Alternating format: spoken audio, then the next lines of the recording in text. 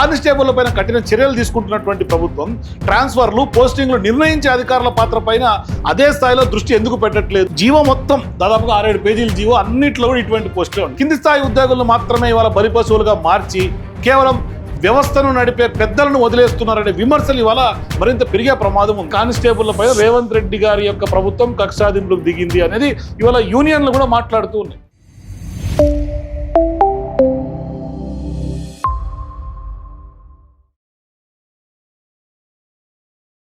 Telangana excise శాఖ మీద గత కొంతకాలంగా అనేక ఆరోపణలు వస్తుంది. రీసెంట్ టైమ్స్లో కూడా నిజామాబాద్, నల్గొండ ఇట్లా డిఫరెంట్ ఎక్సైజ్ సంబంధించినటువంటి మామూలు డైరీలు, వసూల చిట్టాలు తెర మీదకి వస్తున్నాయి. బాగా స్టేట్ వైడ్ షేక్ చేస్తూనే కలకలం రేపుతున్నాయి.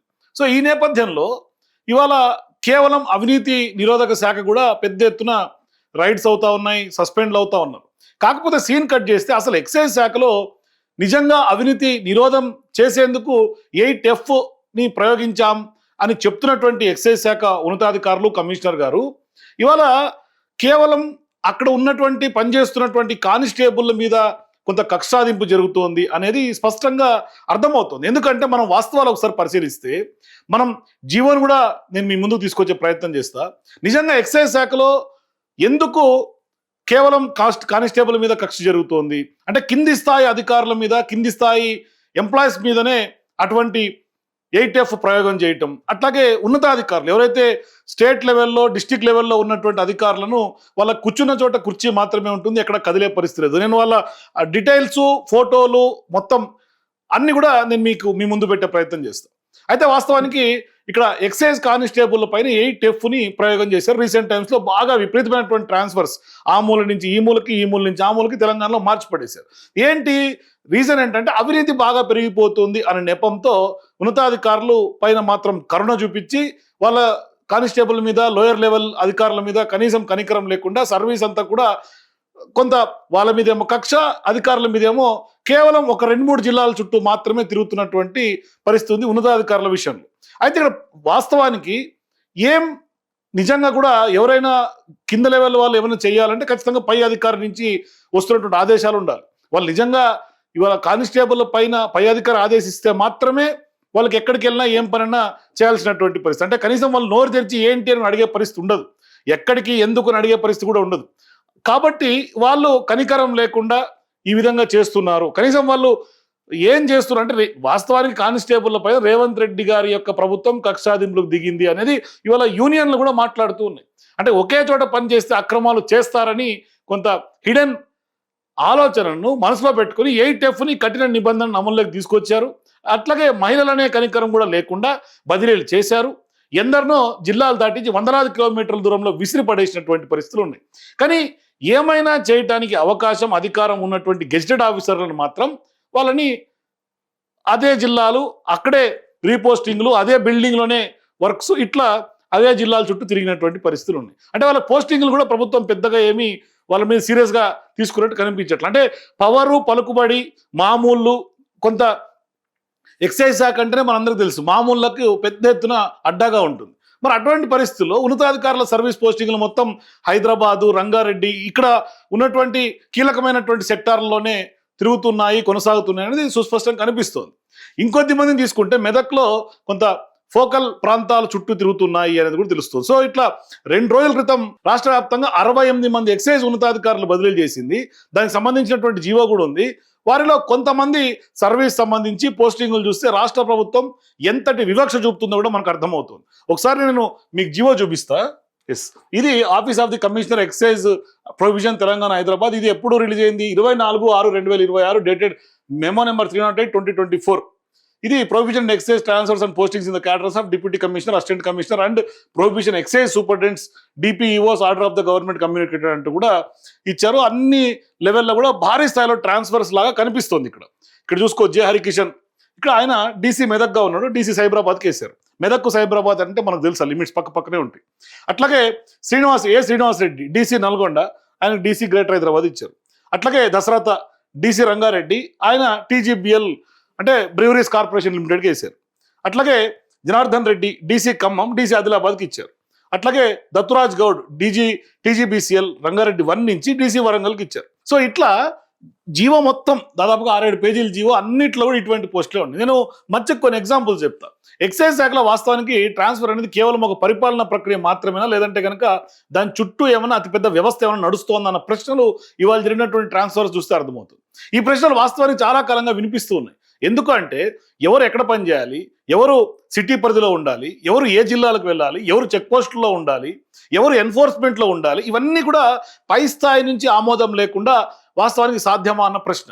అలాంటి పరిస్థితుల్లో కింది స్థాయి సిబ్బంది పైన మాత్రమే చర్యలు తీసుకుని ట్రాన్స్ఫర్లు పోస్టింగ్ల పైన నిర్ణయాలు తీసుకునే వ్యవస్థ పైన విచారణ జరగకపోతే, వాళ్ళ మీద స్ట్రిక్ట్ యాక్షన్స్ తీసుకోకపోతే అసలు సమస్య బయటపడదు ఎట్లా?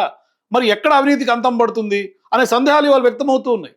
నిజానికి ఇక్కడ నేను కొన్ని చూపిస్తా. ఇక్కడ ఉన్నటువంటి అధికారులు నేను కొంతమందిని చూపిస్తూ ఉన్నా. ఇక్కడ విజయభాస్కర్ రెడ్డి, ఈయన విజయభాస్కర్ రెడ్డి గారు మహబూబ్నగర్ జిల్లా ఎక్సైజ్ ఎన్ఫోర్స్మెంట్ ఏసీగా, అట్లాగే ఇన్ఛార్జ్గా డిప్యూటీ కమిషనర్, ఇన్ఛార్జ్ డిపిఈఓగా జిల్లాలో ఉన్న కీలకమైనటువంటి పోస్టులన్నింటిలో కూడా ఒక్కడే గుర్తపట్టుకున్నట్టుగా కనిపిస్తుంది. అంటే ఈ మధ్యకాలంలో ఆయన ప్రమోషన్ పోస్టింగ్ వచ్చింది, కానీ కనీసం ప్రమోషన్ సమయంలో బదిలీ చేస్తారేమోనని చూస్తే స్థానచలనం కూడా చేయకుండా ప్రభుత్వం ఆయనకు అదే జిల్లా డిప్యూటీ కమిషనర్ బాధ్యతలు అప్పగించినటువంటి పరిస్థితి. స్వయంగా ఈయన విజయభాస్కర్ రెడ్డి గారు ఉమ్మడి పాలమూరు జిల్లా, మహబూబ్నగర్ జిల్లా ఎక్సైజ్ శాఖ మంత్రిగా ఉన్నటువంటి జూపల్లి కృష్ణారావు చెందినటువంటి జిల్లాలోనే ఇటువంటి పోస్టింగ్లు జరిగితే రాష్ట్ర వ్యాప్తంగా ఇంకెన్ని బదిలీలు ఇటువంటి పరిస్థితుల్లో జరిగి ఉంటాయో ఒకసారి మనం అంచనా వేసుకోవచ్చు. అంటే ఎంత సీరియస్నెస్గా ప్రభుత్వం ఈ యొక్క పోస్టింగ్లు చేసింది. కానిస్టేబుల్ విషయంలో 8Fని అమలు చేస్తోంది. మరి ఉన్నతాధికారుల విషయంలో ఎందుకు అంత స్థాయిలో కరుణ అనేది. ఇక అట్లాగే ఈయన జీవన్ కిరణ్ గారు, జీవన్ కిరణ్ గారు అసిస్టెంట్ ఎక్సైజ్ సూపరింటెండెంట్గా రంగారెడ్డి నుంచి ఎక్సైజ్ సూపరింటెండెంట్ సికింద్రాబాద్కి బదిలీ అయ్యాడు. ఆయన గతంలో చేసినటువంటి పోస్టింగ్లు కూడా సిఐగా SHO తాండూరు, అట్లాగే ASHO Balanagar, AES enforcement Rangareddy, ప్రస్తుతం DPO సికింద్రాబాద్. అంటే ఈయన సర్వీసు మొత్తం ఇప్పుడు దాకా చేసినటువంటి అన్ని కూడా రంగారెడ్డి జిల్లా, ఉమ్మడి జిల్లా చుట్టూతోనే తిరుగుతూ ఉన్నటువంటి పరిస్థితి. మరి ఇక నెక్స్ట్ ప్రదీప్ రావు గారు, ఈయన కూడా ఇక్కడ STF హైదరాబాద్ నుంచి ఏసీగా ప్రమోషన్ పొంది ఎన్ఫోర్స్మెంట్ మల్కాజ్గిరికి బదిలీ అయ్యాడు. మరి ఆయన కూడా, ఆ అధికారి కూడా DPEO మల్కాజ్గిరి 4 సంవత్సరాలు, STFలో 4 సంవత్సరాలు, ప్రస్తుతం అసిస్టెంట్ కమిషనర్ ఎన్ఫోర్స్మెంట్ మల్కాజ్గిరిగా బదిలీ అయ్యాడు. మరి ఈ అధికారి కూడా గత 3 పోస్టింగ్ల నుండి కూడా హైదరాబాద్, రంగారెడ్డి ఈ చుట్టూతనే, ఈ 2 జిల్లాల చుట్టూతనే ఆయన పోస్టింగ్లు తిరుగుతూ ఉన్నాయి. చూడండి మరి పరిస్థితి ఎట్లా ఉంది.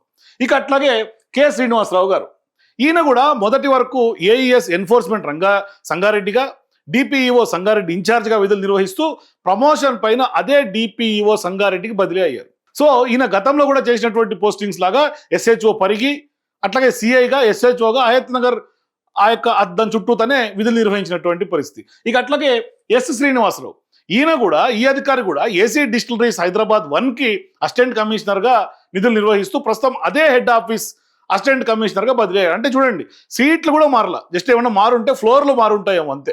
అసిస్టెంట్ కమిషనర్గా బదిలీ అయ్యారు. గతంలో DPEO హైదరాబాద్గా 4 సంవత్సరాలు, అట్లాగే అసిస్టెంట్ కమిషనర్ డిస్టిలరీస్కి 4 సంవత్సరాలు, మొత్తం హెడ్ క్వార్టర్స్లోనే ఈయన విధులన్నీ కూడా ఇప్పటిదాకా. మరి మరో అధికారి J. హరికృష్ణ, ఆయన కూడా సేమ్ ఎక్సైజ్ గెజిటెడ్ అధికారుల సంఘం సంబంధించినటువంటి అధ్యక్షుడు. మొన్నటిదాకా సంగారెడ్డి కార్యాలయానికి మెదక్ DCగా పనిచేసినటువంటి ఆయన తాజాగా జరిగినటువంటి బదిలీలో సైబరాబాద్ బదిలీ అయ్యారు. అంటే ఈ అధికారి కూడా గతంలో NTF Hyderabad, AC enforcement Rangareddy, AC head quarter Saroor Nagar, ఇట్లా DPEOగా బాధ్యతలు నిర్వహించారు. అంటే హరికృష్ణ ఎక్సైజ్ గెజిటెడ్ అధికారుల సంఘం అధ్యక్షుడిగా ఉన్నారు కాబట్టి దానికి చుట్టూతా ఉన్నటువంటి నేపథ్యం కారణంగా హెడ్ క్వార్టర్స్లో పోస్టింగ్ తప్పనిసరి అని కూడా అధికారులు సర్ది చెప్తుండడం కూడా ఇక్కడ కొసమెరుపుగా కనిపిస్తుంది. అంటే ఈయన కూడా ఉమ్మడి రంగారెడ్డి, సంగారెడ్డి చుట్టూతానే తిరుగుతున్నటువంటి పరిస్థితి. సో ఇది అధికారులకు సంబంధించి. అదే కానిస్టేబుల్కి సంబంధించి కూడా మనం ఇక్కడ మాట్లాడాల్సినటువంటి సందర్భం ఉంది. ఆదిలాబాద్ నుంచి స్పౌస్ కేసు ఉన్నటువంటి వాళ్ళు వెంకటగిరి అరవింద్, వెంకటరమణ 130 నుంచి 190 కిలోమీటర్లు ప్రయాణం చేస్తున్నటువంటి పరిస్థితులు. తాజాగా వాళ్ళకి 8F కొంత దాని ద్వారా బదిలైనటువంటి వాళ్ళు. ఇక లేడీ కానిస్టేబుల్ అయితే వర్ణాతీతం. సంధ్యారాణి, లత, స్రవంతి, అట్లాగే మయూరి, ఇట్లా చాలా మంది, అర్పిత, ఇట్లాంటి మహిళా కానిస్టేబుల్కి సంబంధించి పోస్టింగ్ ఆదిలాబాద్లో ఉండేది. 8F నిబంధన వల్ల వాళ్ళందరూ కూడా ఇల్లు విడిచిపెట్టి ఉద్యోగానికి ఆదిలాబాద్ నుంచి 150 నుంచి 180 కిలోమీటర్ల దూరంలో ఉండే నిజామాబాద్, బోధన్ ఇటువంటి స్టేషన్స్కి వాళ్ళు బదిలీ అయ్యారు. భర్తలేమో ఆదిలాబాద్లో సెటిల్ అయి ఉంటారు, భార్యలేమో 150 నుంచి 180 కిలోమీటర్లు, వాళ్ళ పిల్ల జల్ల కుటుంబం ఇవన్నీ కూడా మహిళలు అయ్యి ఉండి స్పౌస్లో అని చెప్పినప్పటికీ కూడా కనికరం చూపినటువంటి పరిస్థితి. అట్లాగే ఇంకా చాలా ఉన్నాయి. ఈ లిస్టు చాలా పెద్దగా ఉంది. ఇదేమి ఒక 4-5 పేర్లతో అయ్యే లిస్టు కాదు. అధికారులకి కొంత మచ్చుకి నేను కొంతమంది కానిస్టేబుల్ పేర్లు మాత్రమే చెప్తూ ఉన్నా. అంటే కాళేశ్వరం టౌన్లో కూడా విజయ్ అనే కానిస్టేబుల్ను వరంగల్ నుండి బదిలీలో మంచిర్యాల జిల్లాకు బదిలీ చేశారు. వరంగల్ నుండి మంచిర్యాల వరకు వచ్చే కిలోమీటర్ 165 కిలోమీటర్లు. మరి వాళ్ళ తిప్పలు చూసుకోండి. ఇక అట్లాగే ఉదయ్ అనే కానిస్టేబుల్ విషయం కూడా అంతకు ముందు కరీంనగర్ జిల్లాలో పోస్టింగ్ ఉండేది. 8F నిబంధన ద్వారా ఆసిఫాబాద్ జిల్లాకి వచ్చి కష్టపడుతున్నటువంటి పరిస్థితులు ఉన్నాయి. ఇక అట్లాగే దశ తలారి మంజుల ఇట్లా చాలా మంది అనేక మంది మహిళా కానిస్టేబుల్ కూడా నిజామాబాద్లో ఉన్నటువంటి స్థానికులను కూడా అక్కడ నుండి 150 కిలోమీటర్ దూరంలో ఆదిలాబాద్కి బదిలీ చేసినటువంటి పరిస్థితి. గోపి అన్న కానిస్టేబుల్ యొక్క భార్య నిజామాబాద్లో ఉద్యోగం చేస్తే ఆయనకేమో జగిత్యాలకు బదిలీ చేసినటువంటి పరిస్థితి. అట్లాగే నిర్మల్ జిల్లా బైన్స్లో ఉన్నటువంటి ఉద్యోగం చేస్తున్నటువంటి సంతోష్ యొక్క భార్య నిర్మల్ జిల్లాలో ఉద్యోగం చేస్తుంటే అతనిని ఆదిలాబాద్ జిల్లాకి పంపించినటువంటి పరిస్థితి. అంటే ప్రతి ఒక్కరూ దాదాపుగా 100 కిలోమీటర్లకు తక్కువ లేకుండా వాళ్ళ కుటుంబాలు ఛిద్రమైపోయి చిన్న భిన్నమై దూరం వేసి పడేసినటువంటి పరిస్థితి. అట్లాగే 5th ఉన్నటువంటి వరంగల్ నుండి జనగాం జిల్లాకు చెందినటువంటి 7 వచ్చి ఇప్పుడు నల్గొండ జిల్లాకి ట్రాన్స్ఫర్ అయినటువంటి సిచ్యువేషన్స్. సో ఇట్లా అసలు వాస్తవానికి ప్రభుత్వం ఏం చేస్తోంది? ప్రభుత్వం నిజంగా అవినీతిని నిర్మూలించాలి అనుకుంటే చర్యలు కానిస్టేబుల్ దగ్గర మొదలై అక్కడితో ముగియకూడదు. వాస్తవానికి నిజంగా కానిస్టేబుల్ మీద చర్యలు తీసుకుంటే అధికారులు వాళ్ళ మీద కరుణ చూపాల్సినటువంటి అవసరం లేదు.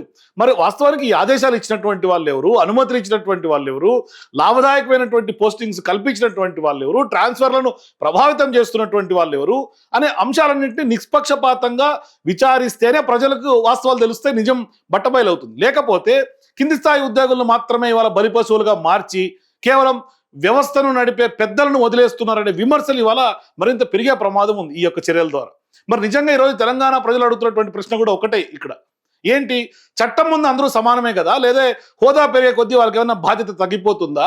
కానిస్టేబుల్ పైన కఠిన చర్యలు తీసుకుంటున్నటువంటి ప్రభుత్వం ట్రాన్స్ఫర్లు పోస్టింగ్లు నిర్ణయించే అధికారుల పాత్ర పైన అదే స్థాయిలో దృష్టి ఎందుకు పెట్టట్లేదు అనే క్వశ్చన్ ఇవాళ $1 మిలియన్ క్వశ్చన్ ఇవాళ చాలా మంది మైండ్స్ లో ఉంది. వాస్తవానికి ఈ ప్రశ్నలకు ప్రభుత్వము లేకుంటే ఎక్సైజ్ శాఖ స్పష్టమైనటువంటి సమాధానం ఇస్తేనే ప్రజల్లో నమ్మకం మరింత బలపడుతుంది. లేదు అంటే మరింత అనుమానాలు పెరుగుతాయి.